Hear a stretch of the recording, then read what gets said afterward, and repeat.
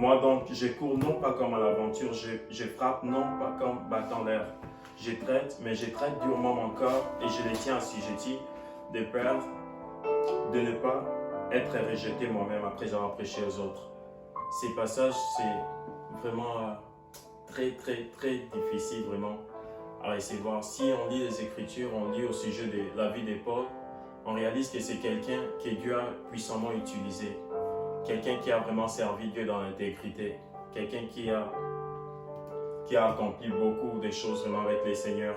Mais si Paul était en train de dire cela, juste réalisons une chose, que dans la vie chrétienne, il faut que nous puissions arriver à une place où on s'impose certaines disciplines en fait, certaines disciplines dans notre marche avec Dieu.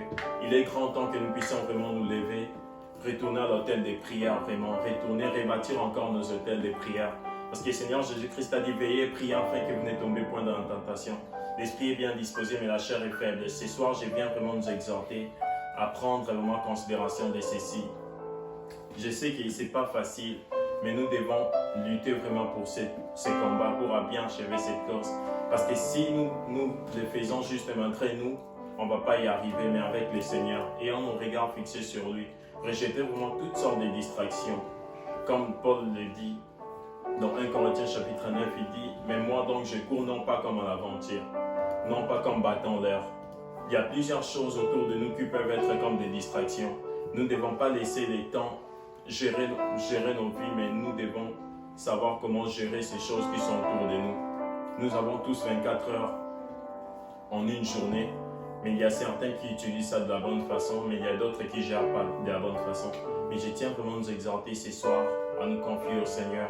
Traitons durement cette chair, évitons toute rancune, évitons tout conflit, mais confions-nous vraiment au Seigneur en traitant durement notre corps, afin de bien achever cette course.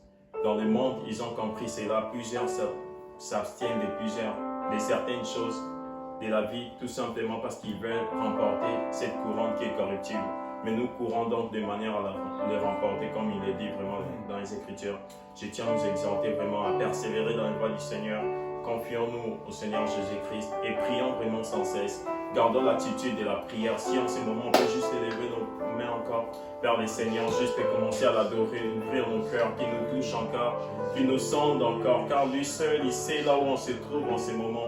Il y a plein de distractions autour de nous, bien sûr, nous les savons, nous sommes conscients de cela, mais nous pouvons faire la différence.